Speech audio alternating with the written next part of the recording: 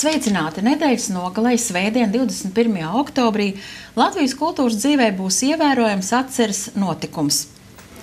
Aprit 100 gadi, kopš ir dzimis dzejnieks Andrejs Eglītis. Tā būs viena mūsu sarunas tēma, bet otra arī būs cieši saistīta ar Andreja Eglīša vārdu. Un otra sarunas tēma mums būs valsts pētījuma programma Nacionālā identitāte. Un, lai par to visu runāt, mums ir studijas viešņa. Un studijā godātie skatītāji ir Latvijas Universitātes profesori, Latvijas Zinātņu akadēmijas korespondētāja locekle Ausma Cimdiņa. Sveicināti! Labvakar!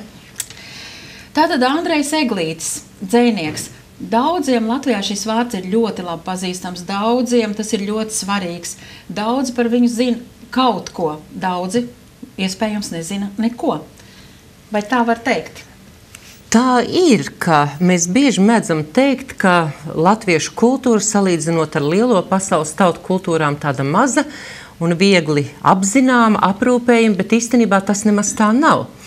Un to mēs varētu teikt par daudziem autoriem un mūsu izcilākajiem zinātniekiem, vārdamāksliniekiem.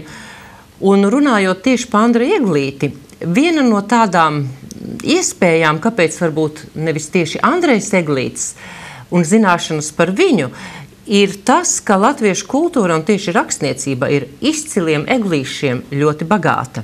Tas ir Anšlavs Eglītis, izcils rakstnieks, tas ir Viktors Eglītis, Anšlava Eglīša tēvs, izcils mākslas teorētiķis, un, protams, arī Andrejs Eglītis, un šodien, un viņa jubilejas gadā un jubilejas mēnesī, protams, tieši Andrejs Eglītis. Kā jūs iepazināt Andreju Eglīti? Vai esat bieži ar viņu tikusies?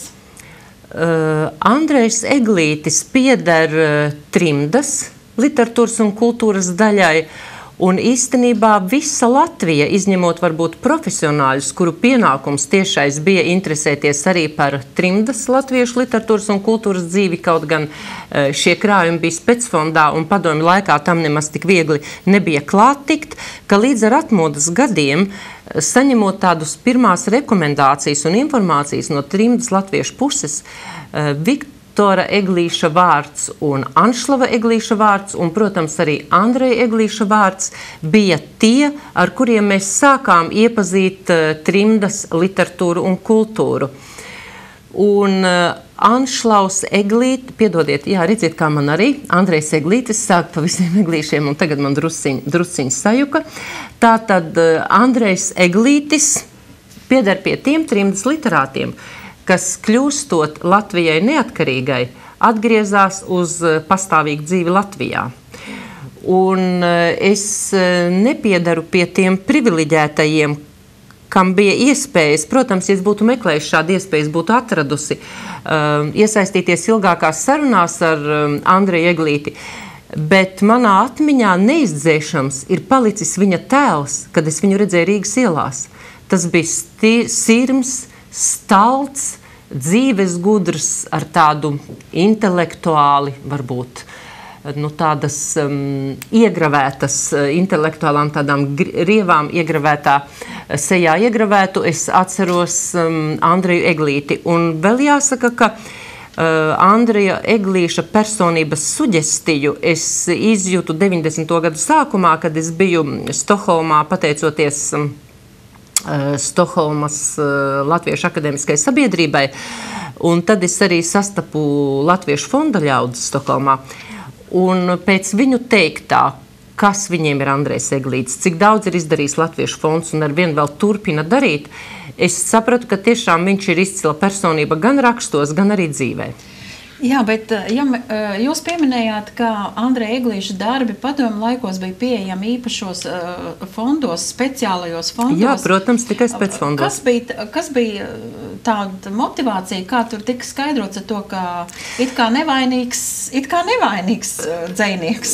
Neziniet, tādās politiskās kategorijās domājot, viņš bija ļoti vainīgs dzejnieks. Īstenībā viņš bija ļoti vainīgs dzejnieks, un viņš šajā ziņā nebija izņēmums līdz 80. gadu nogalē jau trimdas literatūra atradās specfondos. Bet Andreja Eglīša vaina pēdiņās no mūsdienu skatu punkta raugoties ir tā, ka viņš ir uzrakstījis tādas viskaismīgākās, visizjustākās, visdziļākās patriotiskās dzejas vārsmas latviešu rakstniecībā un arī dokumentējis Otrā pasaules kara okupācijas notikumus savā dzejā, cik tā to ļauj dzejas teksts. Un katrā ziņā arī Andreja Eglīša sabiedriska politiskā darbība nebija padomi Latvijas funkcionāriem nekāds noslēpums, un līdz ar to patiešām nav jābrīnās, ka Andreja Eglīša darbi bija specfondā. Līdz ar to mēs šķiet varam runāt par Andreja Eglīša devumu ne tikai tīri literatūrā un kultūrā, bet arī sabiedriskajās aktivitātēs un arī politikā. Noteikti. Un tālūk ir ar rakstniekiem, ka viena daļa sevi ieraksta mākslinieckā daļdarba tekstā, un tam arī ir sava nozīme, tam ir sava liela un izcila nozīme. Bet Andrejs Eglītis pieder pie tiem mūsu rakstniekiem, vārdu māksliniekiem, kam ir ārkārtīgi spēcīga rezonanse arī ārpus literārā vidē.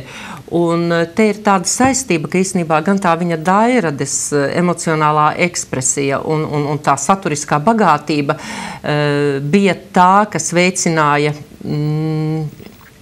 Andreja Eglīša atpazīstamību, viņa personības suģestiju, kas viņam arī spēja, teiksim, deva tādu iespēju nostiprināties politikā, jo sabiedrība viņam uzticējās. Ja? Šī viņa ideoloģiskā pārliecība bija gan dzejā definēta, gan arī viņa darbos apliecināta, kaut vai Latviešu fondu organizējot, kaut vai organizējot žurnālu Ceļazīmes, kur publicējās galvenokārt Zviedrijas, bet arī citu kontinentu trimdas literāti.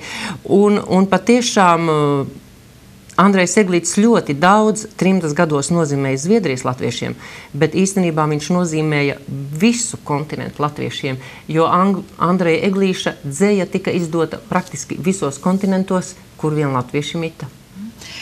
Jūs pastāstījāt, ka jūs redzējāt Andreju Eglīti Rīgas ielās ejam un tie jūsu emocionālie iespaidi par viņu kā par cilvēku, bet saliekot kopā viņa tekstus, viņa rakstītos tekstus, iepazīstot viņu vairāk caur tekstiem, kā rīmējās šis tēls Rīgas ielās ar to, ko viņš ir sarakstījis un ko viņš raksta?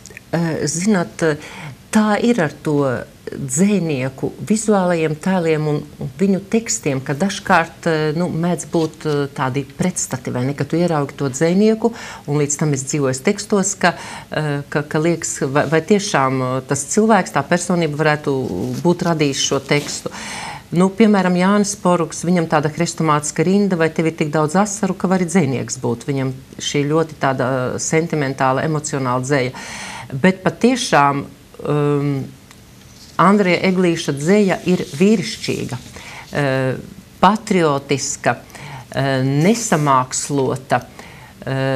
Un īstenībā es varētu atsaukties uz Zentas Mauriņas pirmo recenziju par Andreja Eglīša dzeju vēl Latvijas laikā rakstīto. Zenta Mauriņa bija likusi recenzijai virsrakstu Mans miers kā ogle gaila.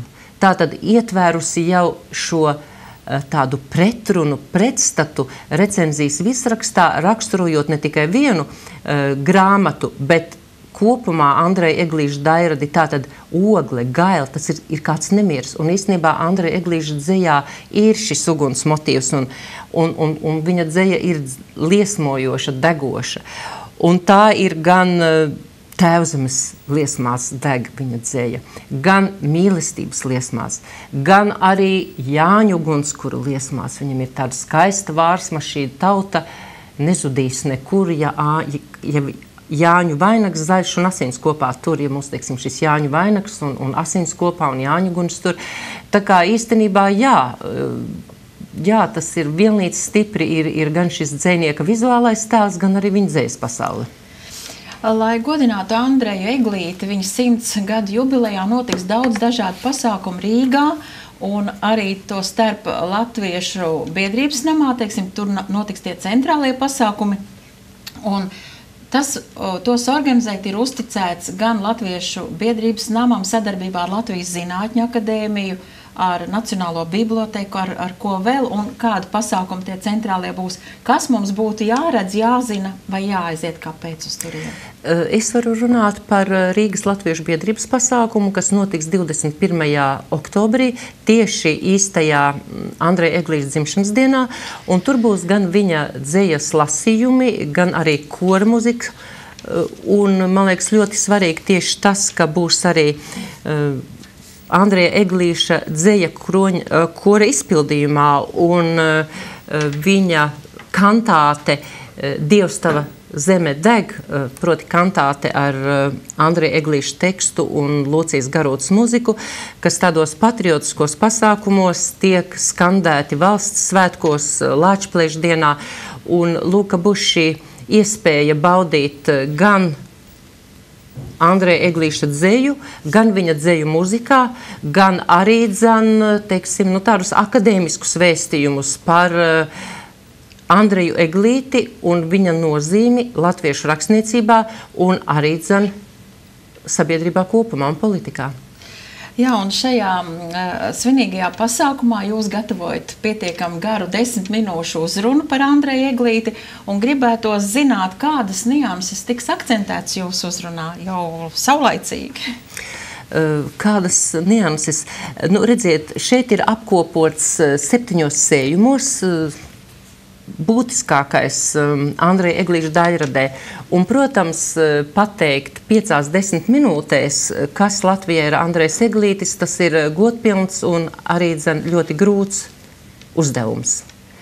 Un es, protams, runāšu par viņa dzejas pasaules kvalitātēm, par spilgtākajiem motīviem, par poētikas īpatnībām, bet katrā ziņā arī par to, ka Andreja Eglīša dzīvei ir ļoti liela nozīme ārpus literārajā vidē, ārpus akadēmiskajā sabiedrībā, ka viņš ar savu dzeju ir spējis uzrunāt visu tautu un turpina to darīt. Sarunu par Andreju Eglīti mēs turpināsim arī pēc reklāmas pauzes. Tagad iesim tādā īsā reklāmas pauzē, pēc tam runāsim arī par valsts pētījumu programmu Nacionālā identitāte.